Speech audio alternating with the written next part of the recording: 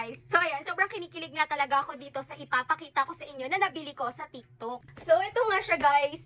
Bali, hindi talaga para sa akin to kasi size 36 na to. Kasya din naman sa akin pero hindi para sa akin to guys. Ulitin ko lang, para kay Kyle to. Kaya naman sobrang excited ako dahil ito nga yung sinasabi niya sa akin na gusto niya daw na slippers. Ito nga yung clogs. Kaya naman talagang binili ko para sa kanya. So guys, ayan na. Grabe, kinikilig ako. Guys, alam niyo naman pag slipper. So ayan kasi guys, alis magkasing laki talaga kami ng paa ni Kyle. Kaya guys, ang ganda. Grabe, tingnan niyo, kinikilig ako.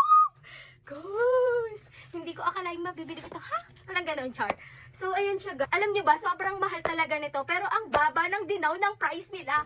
Kaya naman, sino ba naman ako para hindi pa mag-check out, di ba? Kumpara naman sa anak ko, go na yan! Guys, nakikita niyo ba yan? Unisex nga pala to, guys, ah. Ganda niya, oh.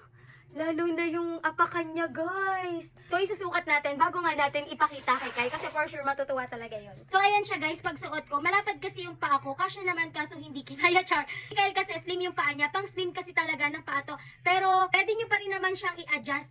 Pwede nyo pang sikipan to, tas pwede pang luwagan. Ang kulay nga pala nito, ha. May khaki, may maroon, may brown, and ito ngang black yung napili ko para kay Kyle. Para bagay din sa lahat. Kasi pwede kang nakapants dito, naka-shorts, ganyan. Diba? Ang ganda nito panlakad. Tingnan nyo naman, guys. So, kahit saan nga, alimbawa, pupunta ka lang ng mall, ganyan. Kung saan ka man pupuntang lupalop, walang ganun.